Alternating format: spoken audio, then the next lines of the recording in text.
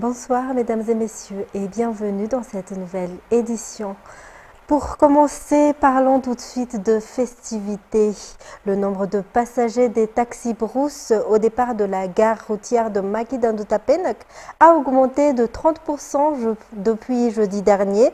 Cette hausse concerne principalement les lignes à destination de Mahazang et de Tuamasen. Malgré cette affluence, les tarifs n'ont pas changé et restent les mêmes qu'auparavant. Les détails avec Fajesena Mireille et Yves Janel. Jusqu'à présent, 100 véhicules partaient chaque jour de la gare routière des Maquis-Dandoutapenec.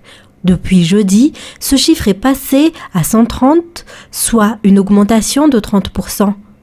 Ce flux s'explique par le jour férié du vendredi et les célébrations de la Pentecôte. L'ouest et l'est du pays sont les principales destinations concernées par cette hausse de fréquentation, soutient Fidra 900, responsable de la gare routière Maquis-Dandoutapenec. Le contrôle des véhicules avant leur départ est strictement appliqué afin de prévenir les accidents de la route. Aucun changement n'a été observé concernant les tarifs.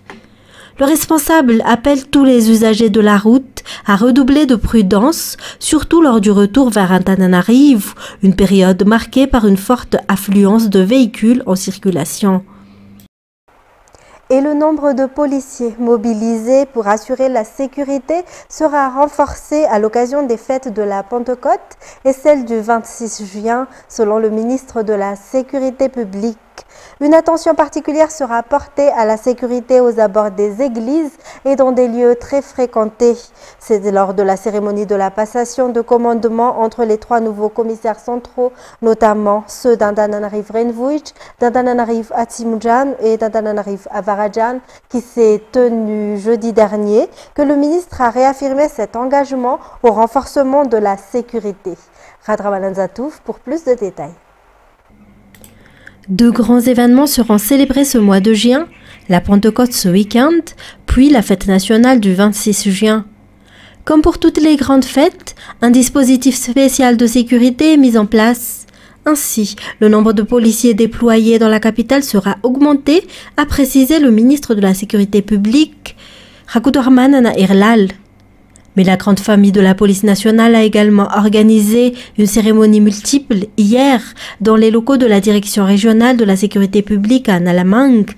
Il s'agissait notamment de la passation de commandement entre les chefs des commissariats de trois zones, Antananarivo-Renvuich, Antananarivo-Atsimoujan et Antananarivo-Avarajan. À cela s'est ajouté la remise de distinction honorifique à trois policiers basketteurs, membres de l'équipe nationale de basket à 3 joueurs, 3 contre 3, récemment sacrés championnes d'Afrique. Une cérémonie présidée par le ministre de la Sécurité publique. Et cette année, la commune d'Ivat prévoit plusieurs événements pour célébrer le 65e anniversaire du retour de l'indépendance. Les festivités commenceront le 19 juin prochain avec un grand podium organisé en collaboration avec la région d'Analamang.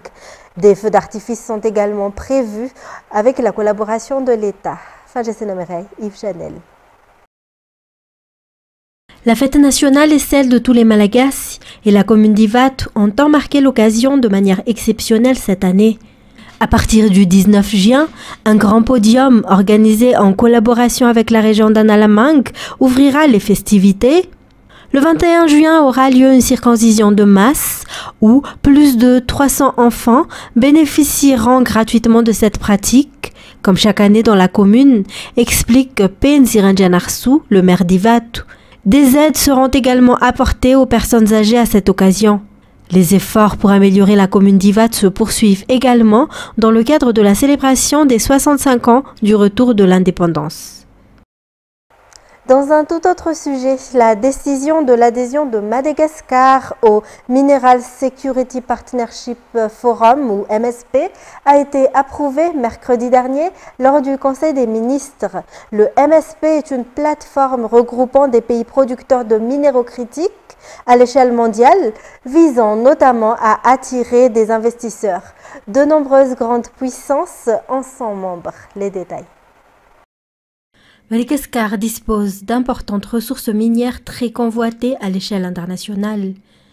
L'adhésion de notre pays à une plateforme comme le Mineral Security Partnership Forum apportera de nombreux avantages.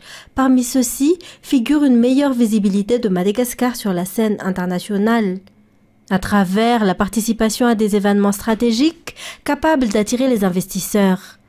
Elle permettra également de renforcer les coopérations stratégiques grâce à un partage d'informations sur les projets avec les partenaires du MSP, ainsi qu'une participation à des espaces de dialogue politique permettant à Madagascar de défendre ses intérêts, de partager ses expériences et de faire face aux défis communs.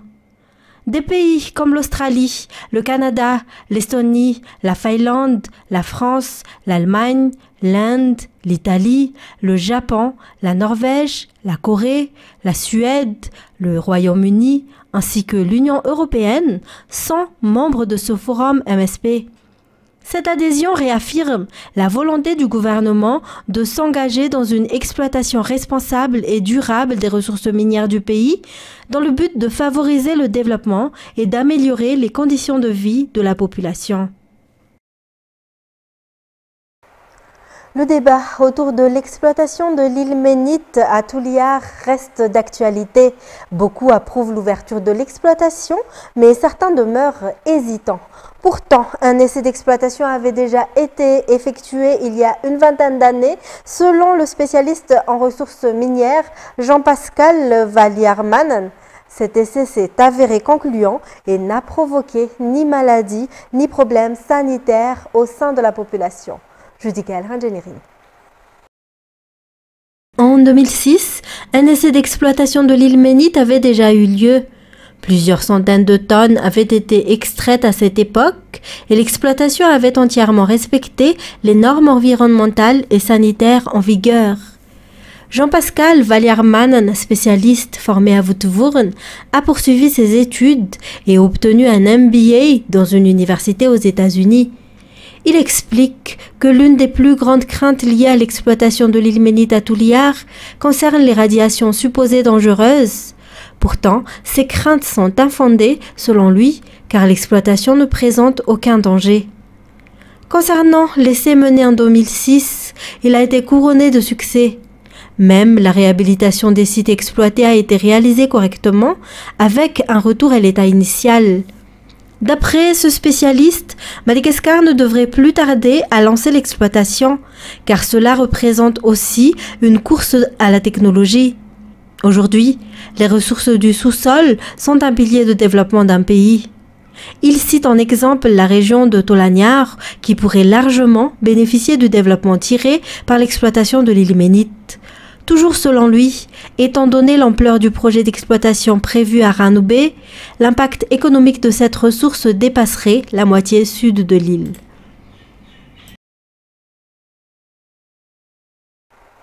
Et toujours en économie, la Banque centrale a indiqué dans son rapport que le montant des impressions de billets importés s'élève à 88,589 milliards d'ariars en 2024, soit une hausse de 11,16% par rapport à l'année 2023. C'est notamment cette charge financière qui a motivé la mise en place de l'IARIAR. Les détails. La valeur de la fabrication des billets de banque en arrière par la Banque centrale a augmenté de 8,893 milliards d'ariars, soit 11,16% de plus qu'en 2023, selon le rapport officiel. Alors qu'elle s'élevait à 79,696 milliards d'ariars en 2023, elle est passée à 88,599 milliards d'ariars en 2024. Pourtant, la durée de vie maximale d'un billet n'est que de 6 mois. Au-delà desquels il est détruit. Toujours selon le rapport, la valeur totale de billets en circulation à travers l'île a atteint 91,016 milliards d'ariars. C'est justement en raison du coût élevé de l'impression des billets que la Banque centrale a lancé l'IARIAR, cette nouvelle monnaie numérique malgache dont l'expérimentation a commencé le 23 mai dernier est testée auprès d'entreprises sélectionnées. L'IARIAR a la même valeur que l'ariar traditionnel, mais ne nécessite plus de support papier. Il est destiné au paiement moderne sans connexion Internet. Dans le domaine de la santé publique, le Congrès mondial des infirmiers et infirmières se tient actuellement à Helsinki, en Finlande. L'ouverture officielle a eu lieu aujourd'hui et les travaux se poursuivront pendant 2 jours. L'événement réunit environ 6500 participants venus du monde entier. Madagascar y est représenté par Jean-Aimé Boutsir, également connu sous le nom de John Love, président de l'Ordre national des infirmiers et infirmières de Madagascar ou CONIM. Un autre rassemblement international des ordres des infirmiers est également prévu du 9 au 13 juin où le représentant poursuivra sa mission. Ce congrès sera l'occasion d'échanges, d'expériences et d'idées en vue d'améliorer le secteur des infirmiers à l'échelle mondiale. Les participants aborderont aussi des solutions aux difficultés rencontrées dans la profession. La participation à de tels événements internationaux constitue un avantage majeur pour l'Ordre national des infirmiers de Madagascar ainsi que pour l'ensemble des professionnels du secteur dans le pays. On enchaîne avec les actualités internationales à Washington. La marche des fiertés LGBTQ+, se déroule cette année dans un climat tendu. Des menaces de perturbation ont été signalées, poussant les autorités à renforcer la sécurité autour de l'événement. Malgré les inquiétudes, les organisateurs appellent à une mobilisation massive pour défendre les droits et la visibilité des minorités sexuelles. France 24. Ce concert patriotique a été organisé en amont de la World Pride, l'un des plus grands rassemblements LGBT. Dans son discours, cette drag queen cite le célèbre écrivain américain Mark Twain. Le patriotisme signifie aimer son pays en permanence et aimer son gouvernement seulement quand il le mérite. Une critique dirigée contre l'administration américaine qui mène une croisade contre la communauté LGBT. Ce concert a finalement été organisé dans le Maryland alors qu'il aurait dû se dérouler au Kennedy Center à Washington. C'était sans compter sur Donald Trump. Il s'est investi dans cette salle de spectacle prestigieuse qui dépend de l'État fédéral. Ne s'y représentent plus que des artistes qui correspondent à son programme politique conservateur.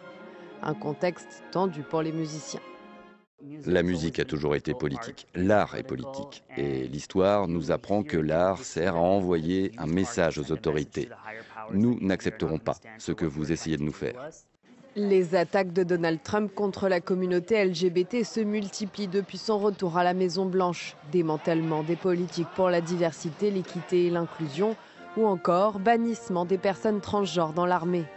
Washington s'est paré de drapeaux arc-en-ciel pour la World Pride du week-end, mais l'événement se voit interdire l'accès à un parc situé au cœur du quartier LGBT. Autre coup dur, plusieurs sponsors ont décidé de retirer leur soutien cette année. Un nouveau décret signé par Donald Trump interdit à partir du 9 juin l'entrée aux États-Unis pour les ressortissants de 13 pays, dont l'Afghanistan, l'Iran, la Somalie et Haïti. Justifiée par une attaque récente dans le Colorado, la mesure suscite une vague de protestations accusées de cibler injustement des populations vulnérables. France 24.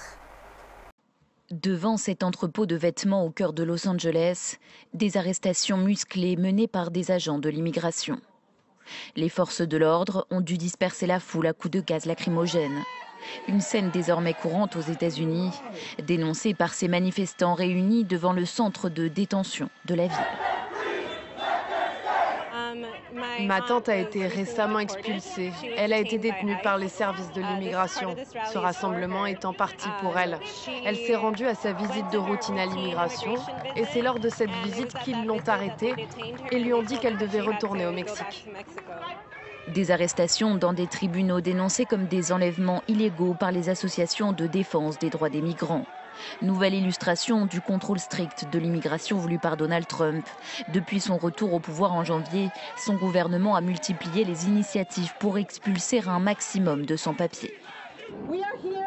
Nous sommes ici dans la communauté, unis dans notre indignation face à ce qui s'est passé dans notre ville, dans nos quartiers, sur nos lieux de travail. Notre communauté est attaquée et terrorisée. Ce sont des travailleurs, ce sont des pères, ce sont des mères. Et cela doit cesser. Selon le chef du service américain de l'immigration et des douanes, leur service procède à environ 1600 arrestations par jour dans le pays. Malgré les prières et les rassemblements, la fête de l'Aïd el-Kébir s'est tenue dans un climat d'inquiétude.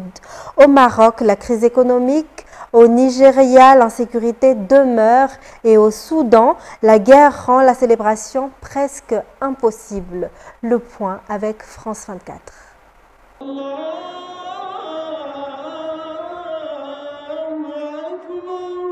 Pour bien commencer les célébrations de l'Aïd el-Adha, ces fidèles nigérians se réunissent pour prier à la mosquée Al-Habibiyya d'Abuja. Malgré la crise économique sévère qui frappe le pays, l'heure est à la convivialité et au partage, avec une distribution de repas après la prière. Nous savons tous que les temps sont durs actuellement et que nous devons faire avec le peu que Dieu nous a donné. Le bonheur ne réside pas dans l'abondance, mais dans le fait d'être satisfait de ce que l'on a. Aujourd'hui, c'est une journée placée sous le signe du partage, de la bienveillance et de l'amour. Pourquoi ? Parce que notre cher grand-père Ibrahim a réussi l'épreuve. C'est ce que nous essayons d'imiter aujourd'hui. Traditionnellement, pendant l'Aïd, on sacrifie un mouton ou un bélier pour commémorer le sacrifice d'Abraham ou Ibrahim. Mais cette année, beaucoup ont du mal à s'en procurer à cause d'une très forte hausse des prix de ces bêtes. Le Maroc a appelé pour la première fois en près de 30 ans à renoncer au sacrifice des moutons en raison d'une sécheresse persistante ayant provoqué une baisse du cheptel. Ces dernières années, j'ai remarqué une hausse des prix et la souffrance des citoyens qui en découle, car ils n'ont pas les moyens pour l'Aïd. Certains d'entre eux empruntent de l'argent pour acheter le mouton. Je soutiens cette décision. Autre source d'inquiétude en cette période des fêtes, les conflits qui déchirent certains pays. Au Soudan, les célébrations sont sobres en raison de la guerre qui sévit depuis plus de 2 ans. Selon un rapport publié jeudi dernier par l'Organisation internationale pour les migrations, plus de 10 millions de personnes ont été déplacées en interne depuis le début du conflit en avril 2023. Et c'est la fin de cette édition. Mesdames et messieurs, merci à vous de l'avoir suivi. Restez avec nous tout de suite après le film de la soirée, Sniper The Last Stand. Au revoir et bon samedi sur Viva.